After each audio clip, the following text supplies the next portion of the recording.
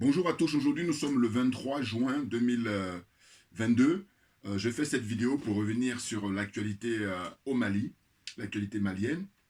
Et je vais vous montrer une vidéo, et puis après je vais faire mon commentaire.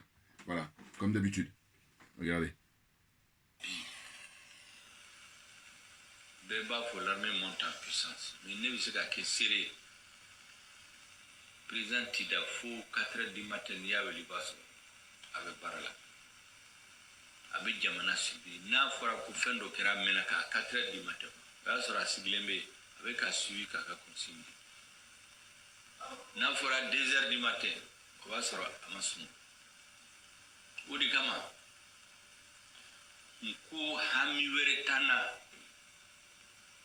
Kamali Dambe na Horayan Kasigi Ama. Il y a une transition qui est dominante. Ni malien ou malienta. A famba, ni kemeta. Bi konoto ni kukaseka fo. Tienre la. Président n'a qu'à premier nous qu'à gouvernement.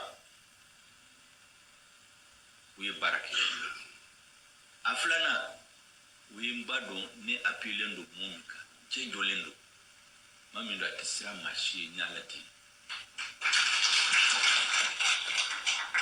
Nous de nere la fanya. Nous de don dola. Ebe green kata gele dola ka président bibla. Ne gara ministre yo don. Ni gela sera yo don. Président be ministre bla. Mais ne a don. Kalo fla ko fe ne a don ku atene bla gele ala. Tumba fuola. Ka wali mando. Voilà, bon, alors, ce qui se passe, c'est quoi? C'est que, évidemment, il y en a qui me disent, on comprend rien. Oui, mais écoutez, je suis comme vous, hein, mais je comprends un petit peu, moi. Je parle difficilement, mais en tout cas, je comprends un petit peu le bambara. Alors, ce que je vais faire, c'est que j'ai demandé à un frère panafricain, très convaincu comme moi, qui lui, justement, comprend très bien le bambara. Je lui ai demandé de me traduire ça. Donc, voilà, je vais vous faire écouter la traduction. Voilà, comme ça, on va pouvoir avancer. J'aurais pu essayer de, comment dire ça, expliquer ce qu'il a dit, hein, mais je préfère justement vous faire écouter la traduction par le frère qui lui est comment dire, d'origine malienne et patriote et panafricain très convaincu. Voilà, donc je vais vous faire écouter ce qu'il a dit, la traduction. Shogel Kokala Maïga, qui dit que en réalité ce n'est pas un mensonge lorsqu'on dit que l'armée monte en puissance. C'est des propos qui sont avérés et qu'on a affaire à... Excusez-moi, voilà, là c'est toujours les aléas. Excusez-moi, voilà, voilà, ça j'aime pas ça, mais excusez-moi, c'est vraiment indépendant de ma volonté. Je voulais tellement vous faire écouter, et puis là, on est parti, voilà. On a affaire à un vrai homme d'État et un vrai président, et plus que ça, un vrai militaire, en la personne de Assimi Goïta, qui lorsqu'on l'appelle à 2 h du matin, à 4 h du matin, pour des questions sécuritaires, ne dort pas et est toujours aux aguets, est toujours disponible et est toujours en train de donner les consignes aux personnes qui sont sur le terrain. Et que effectivement ce qui est en train d'arriver aujourd'hui, ça fait partie de cette lutte, ça fait partie du combat. Ça, c'est la première chose. La deuxième chose, il dit que lui, son objectif, il est que ils savent qu'ils ne feront pas l'unanimité, parce que nul ne fait l'unanimité, mais eux, leur objectif, c'est que après cette transition, on est au moins 90% des Maliens qui disent que cette transition a travaillé, a atteint son objectif, qui est premièrement de restaurer l'intégrité territoriale du Mali. Et la troisième chose, il dit, il a une entière confiance en Assimi Goïta, parce que lorsque tout va bien, lorsque tout va bien, on ne peut pas analyser les gens. On analyse une personne, un lien, lorsque tout va mal. Et il dit, cet homme-là, j'ai su au bout du 2e mois de travail avec lui que c'est pas quelqu'un qui me lâcherait dans la difficulté. Et c'est pour ça que je lui suis reconnaissant, que je lui prête ma plus sincère allégeance. Il dit c'est quelqu'un de digne, c'est quelqu'un de courageux, et c'est quelqu'un qui n'a peur de rien ni personne, à part de Dieu. Et à ce moment-là, il y a les applaudissements des personnes qui sont présentes, je pense, des journalistes et une assise. Et voilà, il dit, c'est ce qu'il dit en gros. Merci. Voilà. Vous voyez? Bon, alors, c'est parfait, parce que, justement, j'aurais pu essayer de traduire ce qu'il dit, mais je préfère là vous faire écouter. J'espère qu'il m'en voudra pas. Hein, c'est le frère Keïta. Bon. Bouya, on est bon, on est très bon. Donc là, il fait la traduction, donc c'est impeccable. Maintenant, ce qui se passe, c'est quoi? C'est que, en fait, je vais... il y a un lien qui m'a été envoyé par un frère que je trouvais excellent. Je vais le lire, et puis là aussi, pareil, hein, on est là pour soutenir le président, l'imperturbable Assimi Goïta, et puis le premier ministre Choguel Maïga, et ainsi que les autres colonels. Vous voyez, et le ministre des Affaires étrangères, Abdoulaye Diop, si je ne me trompe pas au niveau de son nom et de son prénom. Voilà. Alors, donc, ce frère-là, il m'a envoyé ce lien qui est très intéressant. Ça concerne justement les dirigeants maliens actuels qui ont pris la place de Ibeka le Vendu. Et pour moi, si je ne me trompe pas, je pense que quand je dis que, comment dire, la honte, ça tue à petit feu, eh bien, écoutez, je fais allusion justement à des gens comme Ibeka, là, parce que il n'est pas le seul, hein, mais en tout cas, voilà. Je suis désolé, voilà, parce que il faut regarder Ibeka quand il était au pouvoir, hein, l'argent qui a été gaspillé et le nombre de morts. Voilà, c'est surtout ça qu'il faut vérifier. Donc, pour ça, je parle toujours de bilan. Le bilan, voilà, c'est nécessaire. C'est pour éclairer tout le monde. Vous voyez, donc le frère, il m'a envoyé ça. Alors, qu'est-ce qui est précisé? Je vais lire ce qui est marqué. Hein. Il dit que actuellement, le gouvernement actuel, qui est enfin l'État actuel au Mali, dirigé par donc l'imperturbable Assimi Goïta et puis le Premier ministre Choguel Maïga, c'est 101 milliards économisés grâce à la réduction du train de vie de l'État. Voilà, 101 milliards économisés. C'est-à-dire que justement, quand on fait le bilan, il faudra faire le bilan. Ibeka, hein, toute la durée de son règne, quand il est resté au pouvoir, là, avant qu'il se fasse renverser, hein, c'est quoi le bilan? Voilà. Actif, passif. Voilà. Pouvoir. On va voir l'équilibre. Ça donne quoi? Hein? Des gens qui ont bouffé de l'argent, qui ont escroqué le peuple. Et à la limite, là, c'est matériel. Mais le pire, c'est que les budgets qui étaient accordés à l'armée étaient détournés par Ibeka et son fils. Hein, son fils, là, qui se cache à Abidjan. Vous vous rendez compte? Car c'est dingue, ça. Ah oui. Le mec, ils ont le culot de détourner de l'argent qui était destiné aux militaires, pour équiper les militaires. Hein, alors que ce sont les militaires qui sont chargés justement d'assurer la sécurité, hein, du territoire, hein, de tous les citoyens. Vous vous rendez compte? Bon, voilà. Donc il y a tout ça qui est en jeu. Donc ce qui est écrit, c'est quoi? C'est que 101 milliards économisés grâce à la réduction du train de vie de l'État. Voilà. Vous voyez, le train de vie. Donc il faut aller vérifier maintenant, durant le règne des Ibeka, le train de vie. Voilà. Et puis aussi, pareil, les trains de vie de tous les autres là, hein, de cette zone-là. Voilà, sur mon t-shirt, la zone des aliénés, des complexés, des corrompus. Il faut aller vérifier leur train de vie. Voilà. Donc il dit quoi? Grâce à la réduction du train de vie de l'État, le ministre de l'économie et des finances a réalisé des économies de 101 milliards de francs CFA en 2021, donc l'année dernière. Ces réductions, selon le ministre, ont concerné tout ce qui était crédit budgétaire affecté aux missions a été réduit de 30%. Premier point. Deuxième point, les achats de cartes prépayées, cartes téléphoniques ont été suspendus. Les acquisitions de véhicules ont été suspendues. La taille des missions, la durée des missions ont été revues. Vous voyez? Quant à l'utilisation de ces 101 milliards économisés, le ministre laisse entendre, sur les 101 milliards, on a mis 71 milliards de francs CFA au niveau de la défense, 5 milliards au niveau de l'entretien routier, 5 milliards dans la réhabilitation des écoles, 4,7 milliards de francs CFA pour accompagner le ministère de la Santé, 5 milliards au niveau de l'assainissement et sport et 10 milliards dans les dépenses sociales. Vous voyez? C'est énorme. Bon, je crois que c'est une petite idée, ça vous donne une petite idée des gens sérieux, des hommes d'État, voilà, qui sont venus là pour servir l'État, servir le peuple malien, et non pas se servir comme a pu le faire Ibeka et puis son fils là qui se cache, qui est protégé par les Français et par Alassane Ouattara. Voilà, tous des voyous, des gangsters et des criminels. Ah oui, non, attendez. Je vous dis, la mort, la vie est sacrée, hein, la vie humaine est sacrée, et que ces gens-là, comme ça, en fait, ils en ont cure, comme ça, c'est pas leur problème, ben nous, on est en droit, et ce qu'on fait là, c'est le minimum, hein, attention. Ah oui, si on avait plus de moyens, évidemment, puis là, il est question de les éduquer, parce qu'ils manquent d'éducation, c'est tout. Voilà, et là, c'est parce que j'ai la prétention d'être un être humain. C'est pour ça que j'agis comme ça, hein, la prétention d'être un être humain, ce qui n'est pas le cas de beaucoup ne sont pas des êtres humains. Ils ont juste l'apparence, pensez simplement à ce qu'on dit souvent, tout ce qui brille n'est pas de l'or, voilà. Vous pensez juste à ça, vous avez compris ce que je veux dire. Donc, pour poursuivre, Un autre frère a envoyé aussi un lien que je trouvais très très bien, c'est pour ça que je reprends, et là je profite pour lui rendre hommage à ce frère-là. Donc qu'est-ce qu'il dit en gros? Et là il dit en gros que euh, là je profite de cette vidéo là, en fait c'est par rapport aux 133 morts là qu'il y a eu là il y a quelques jours au Mali.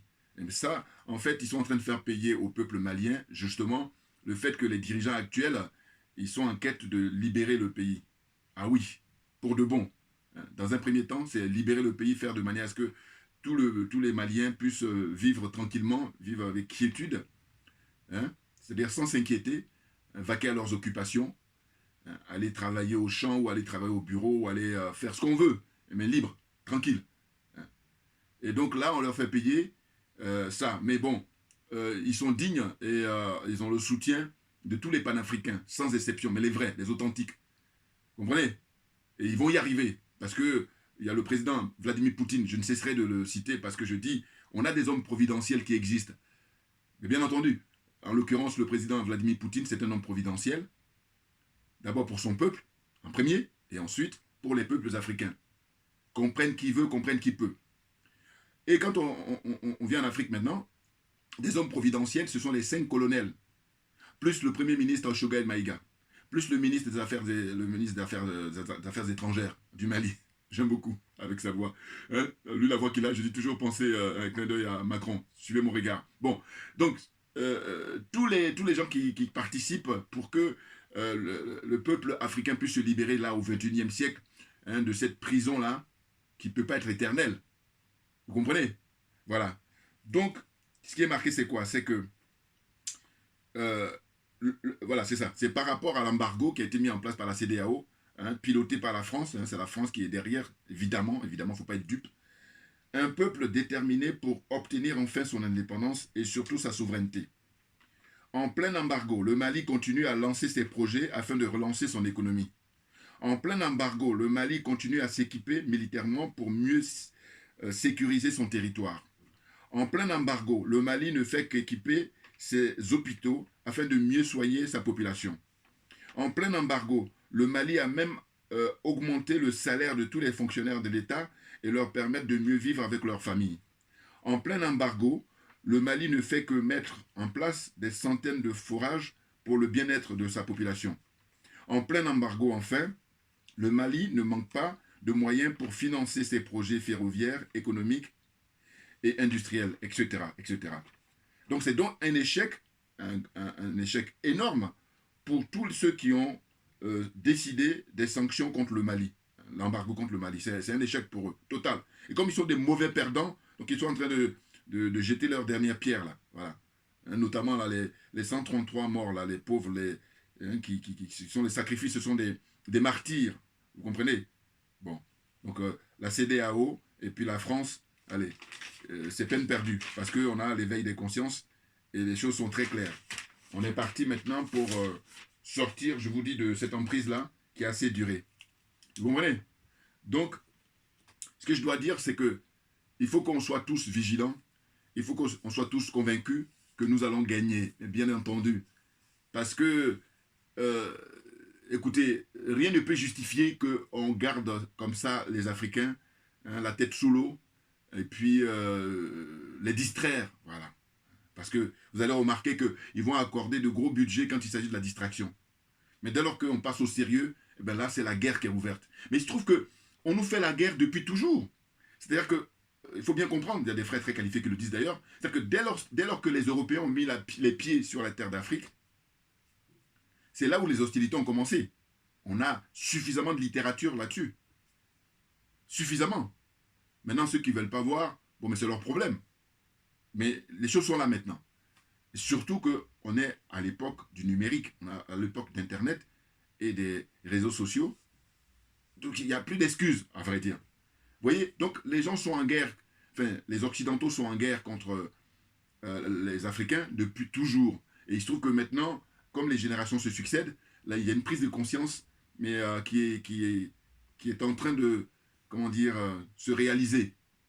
Mais vraiment concrètement. Parce qu'à l'époque des pères de l'indépendance dans les années 60, eh bien, évidemment, eux, ils sont des précurseurs et ils sont des avant-gardistes.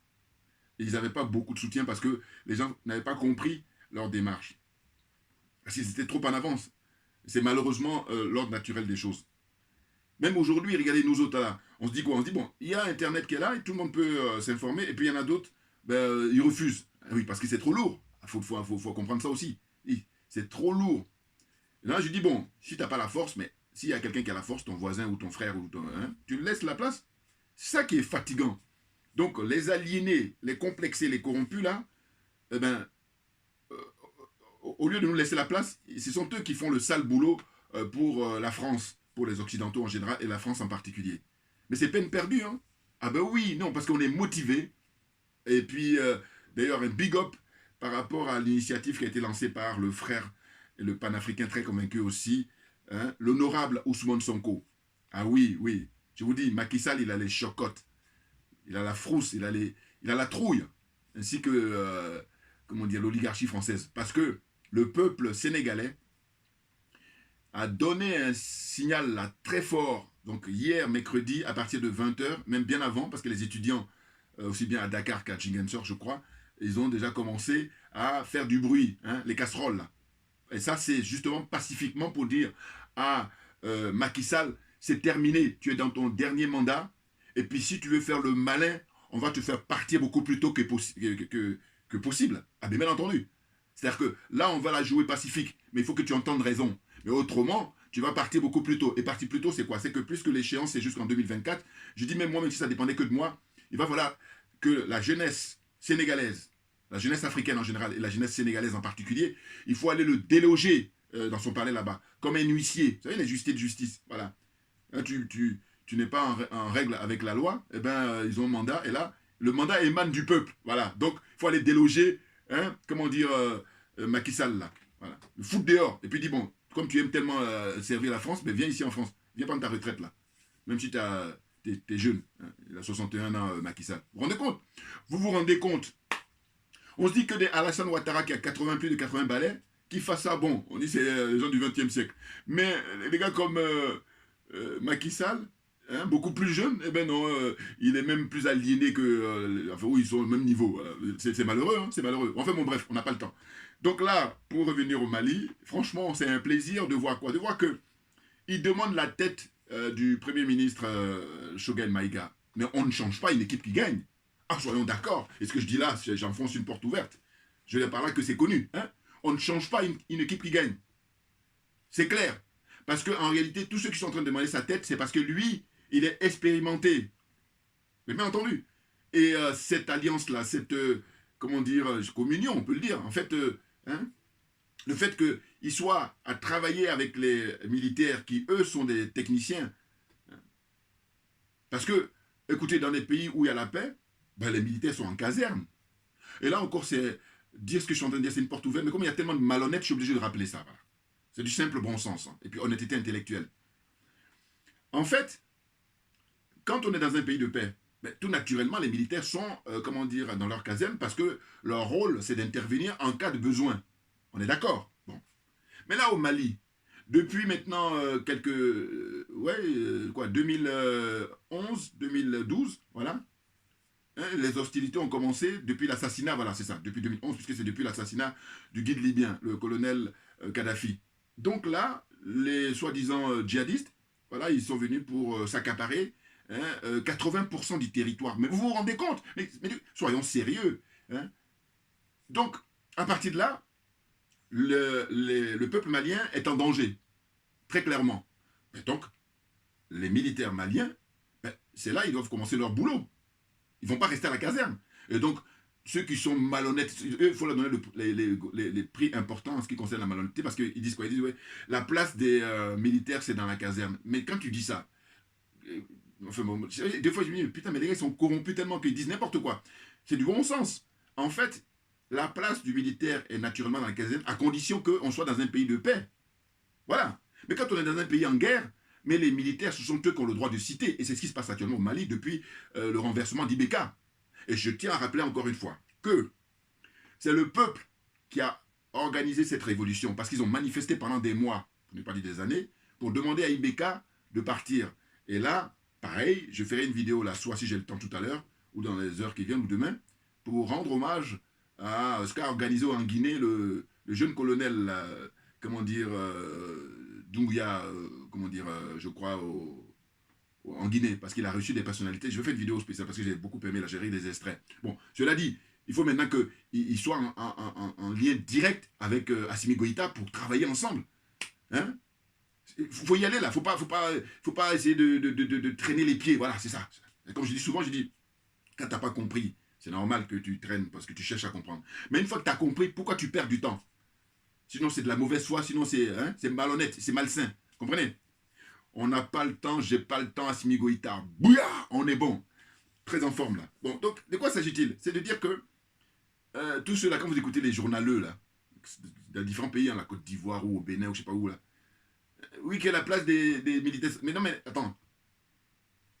Ils sont là pour faire le boulot. Ils sont au travail. Et heureusement d'ailleurs, parce que je disais que IBK, le peuple a manifesté son départ, et puis on a eu le grand Salif Keïta qui s'est prononcé, qui a fait 2 vidéos ou 3 vidéos, voilà, en français, en bambara, pour expliquer que IBK, hein, tu ne réponds plus aux aspirations du peuple malien. Hein, et d'ailleurs, il a bien parlé, parce que avec beaucoup de respect, il a dit Koro, Koro, Koro en bambara, c'est grand frère. Donc il dit voilà, le temps est venu que tu laisses la place, que tu donnes la place aux plus jeunes, qui eux sont beaucoup plus vigoureux, beaucoup plus courageux, et ils vont en découdre. Voilà. Et il n'a pas voulu entendre. Maintenant, ce qui se passe, c'est quoi? C'est que le peuple a fait le forcing, bien entendu, et puis les militaires, comme c'est des hommes providentiels, ils arrivent à point nommé à prendre des choses en main. Pourquoi? Mais parce que s'ils n'intervenaient pas, hein, les 5 colonels, vous comprenez bien que les partisans d'IBK, même s'ils ne sont pas nombreux, mais ils allaient faire ce qu'on appelle la politique de la terre brûlée. Mais bien entendu, vous savez, dans n'importe quel camp, il y a toujours des gens qui vont aller jusqu'au bout. Voilà. C'est-à-dire que tête brûlée, ils n'ont plus rien à perdre. Voilà. Et donc, ils sont dans une démarche, en fait, de faire de menace que tout le monde perde. Alors que non. Le fait que, justement, que les colonels soient intervenus, ça a permis à ce que tout le monde reste à sa place. Ah bah oui. Non, parce que eux, ils viennent là pour faire un rappel à l'ordre, pour faire un rappel aux droits de tous les citoyens. Comprenez? Du peuple malien. Et vous allez remarquer que quand ils sont allés arrêter IBK, reprenez les images d'archives, ça s'est fait dans l'élégance, ça s'est fait dans le respect. Et bien entendu. Hein? Il n'y a pas eu de blessés, encore moins de morts. On ne le souligne pas assez. Alors que vous allez regarder, au Tchad, coup d'État, il y a eu un mort, enfin plusieurs morts, mais quand je dis un mort, je pense au président Idriss Déby. Il a été assassiné, hein, très clairement. Et on sait par qui. J'ai déjà dit dans les vidéos. Hein? Donc, il y a lui, et puis il n'y a pas que lui, il y a d'autres qui ont été tués aussi, pour renverser Idriss Déby. Prenez en Guinée, je crois qu'il y a eu des blessés. Ou enfin, en tous les cas, ce qui est sûr, c'est que l'expérience malienne, c'est extraordinaire. Parce que, en réalité, on préserve la vie humaine. Et puis, on est dans un respect des anciens. Mais par contre, il ne faut pas faire n'importe quoi. Parce que, vous voyez, quand je vous dis l'expérience de Bandao, mais c'est extraordinaire. Je vous dis, je me répète encore, j'aimerais bien qu'il y ait un film là-dessus à l'avenir. Parce que Bandao, j'ai appris même que c'est le frère Keïta qui m'a donné l'information, comme quoi c'est l'oncle de, comment dire, de Assimi Goïta, et qui était à la retraite. Et donc, par respect, on lui dit, bon, viens, l'ancien, hein, tu as été ministre de la Défense, tu es un colonel à la retraite, viens, tu vas prendre le poste. Et le mec, aliéné qu'il est, il prend les informations et puis il va donner ça à Macron. Vous vous rendez compte? Bon, enfin, je la fais court parce que j'ai déjà parlé de ça. Mais en tous les cas, sachez que quand je dis j'ai pas le temps, j'ai été inspiré par rapport à tout ça, et puis aussi, surtout, quand, comment dire, le colonel, l'imperturbable, son excellence, Assimi Goïta, hein, quand il a refusé de recevoir, comment dire, Emmanuel Macron à maintes reprises, figurez-vous. Avant que l'ambassadeur de France ne soit expulsé, ben figurez-vous qu'il passait son temps à solliciter des audiences auprès du colonel Assimi Goïta. Et c'est toujours un refus. Et puis quand, maintenant, à l'époque, rappelez-vous, Macron avait voulu aller rendre visite à ses troupes là-bas, et c'est là il lui a dit non, tu ne viens pas comme ça ici. Hein. IBK, l'époque d'IBK est révolue. Maintenant, c'est un pays indépendant qui est en quête de sa souveraineté. Tu viens d'abord me voir. Je la fais court parce que j'ai déjà parlé de ça dans les autres. Donc, c'est à partir de tout ça que j'ai dit, mais il n'a pas le temps, le garçon. Il n'a pas le temps, le monsieur. Et c'est pour ça que j'ai dit, Assimi Goïta, j'ai pas le temps. Voilà, ça vient de là. Je vous donne un peu d'historique pour ceux qui n'ont pas pu me suivre auparavant. Voilà. Donc, je vous dis que nous, on est très motivés parce que y a pas de raison qu'on soit dans le complexe alors que c'est nous qui avons raison. Qu'on soit dans l'aliénation alors que c'est nous qui avons raison. Qu'on soit corrompu alors que c'est nous qui avons raison. Vous comprenez? Voilà. Donc c'était important pour rendre hommage à les frères et sœurs qui ont été assassinés froidement là dans un village au Mali récemment. Hein, et que leur âme repose en paix. Ce sont des patriotes, ce sont des martyrs. Et malheureusement, justice leur... Enfin malheureusement, enfin oui, je veux dire malheureusement, ils sont partis. Mais justice leur sera rendue tôt ou tard. C'est clair. Parce que je dis toujours, je parle d'un principe où la vie humaine est sacrée et que juste un seul mort, c'est suffisant pour qu'on arrête tout. Voilà. C'est d'ailleurs pour ça que je fais cette vidéo, hein, pour une spéciale dédicace à eux, hein, parce qu'ils ont beaucoup hein, comment dire, de mérite. Voilà. Des pauvres gens. Et pendant ce temps-là, il y a des gens qui occupent des postes, qui font n'importe quoi et qui croient qu'ils sont plus citoyens que d'autres citoyens. Ah non. Là, le travail qu'ils sont en train de fournir, là, mais c'est remarquable parce que ça y participe à libérer toute l'Afrique. Surtout la zone des aliénés, la zone des complexés, la zone des corrompus. Vous comprenez? C'est surtout cette zone-là. On est le dernier de la classe et puis paradoxalement, on fait le malin. Alors tu dois te cacher, tu dois raser les murs. Bien entendu. Vous comprenez? Voilà. Donc, c'est ce que je voulais dire aujourd'hui. Et puis, j'avais convenu ça avec le frère Keïta en lui disant, voilà, je vais faire une vidéo pour rendre hommage, hein, aux disparus là. Et puis, je ne peux pas m'empêcher, avant de terminer, de rappeler au colonel Assimi Goïta, mais il a eu des prédécesseurs. Il se trouve que le capitaine Thomas Isidore Sankara, je dis toujours à ma manière, hein, que lui, il a joué le rôle de Jésus. Bon, c'était aussi son rôle dans l'histoire. Mais j'ai dit, il n'est pas resté très longtemps justement parce qu'il a joué ce rôle-là de Jésus. Mais il faut prendre les expériences de Jerry Rawlings. Et oui, parce qu'il a fait le ménage au Ghana. Ah oui, ça ne badinait pas avec lui. Hein. Je crois qu'il est resté au moins 11 ans, si je m'abuse, au pouvoir. Au moins 11 ans. Mais ça lui a permis d'instaurer la démocratie au Ghana. Vous avez deux personnalités historiques pour le monde contemporain, hein, c'est-à-dire voilà, 20e et 21e siècle.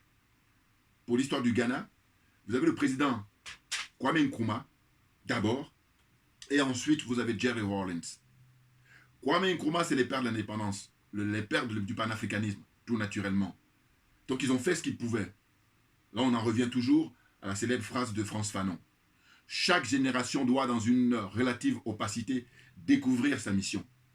Maintenant, dans un second temps, quand tu as découvert ta mission, soit tu l'as accomplie, ou soit tu l'as trahi. Et nous autres, nous avons décidé d'accomplir notre mission comme les pères de l'indépendance, comme les pères panafricains. Justement, les Kwame Nkrumah, les Modibo Keïta, les Sylvanus Olympio, les Patrice Lumumba et Méry, dont l'actualité, je reviendrai si j'ai le temps, par rapport à ce qui se passe, son corps a été rendu, enfin, en tout cas, ce qui reste.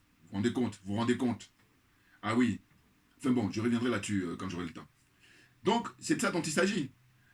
Il faut prendre l'exemple, l'expérience de Jerry Rawlings. Ah oui, c'est important. Et comme j'ai dit, on ne peut pas faire l'omelette sans casser des œufs. Donc, il est question maintenant d'y aller. Parce qu'autrement, il y a deux solutions. Si on veut gagner, c'est l'expérience Jerry Rawlings et comment on appelle ça? Excusez-moi. Le président cubain, bien entendu. Fidel Castro. Fidel Castro, bien entendu. Vous savez pourquoi il est resté très longtemps au pouvoir, justement? Mais parce que son pays l'a sécurisé. Et alors que lui, il n'est pas très loin, hein, des États-Unis. Hein, Cuba, vous regardez là sur la carte. Donc, il a pu faire partir plusieurs présidents américains, alors qu'ils ont intenté contre lui. Mais il ne faut pas imaginer le nombre de coups d'État. Tentative d'assassinat. Si je ne me trompe pas, il y a facilement 600 à 700. Allez-y sur Internet, c'est inscrit ça. C'est impressionnant. Parce qu'on pourrait dire, bon, 10, 15, non. Non. Pas moins de 600, voire entre 600 et 700 tentatives de coup d'État pour l'assassiner. Ils ont toujours raté. Et là, il est mort de mort naturelle, tranquillement. Voilà. Donc, ce que je préconise pour l'imperturbable, le colonel, le président Assimi Goïta, c'est prendre l'exemple sur ces deux-là. Il y en a d'autres, mais en tout cas, là, c'est ce qui me vient à l'esprit. Je tiens à le rappeler constamment. C'est très important. Ah ben oui.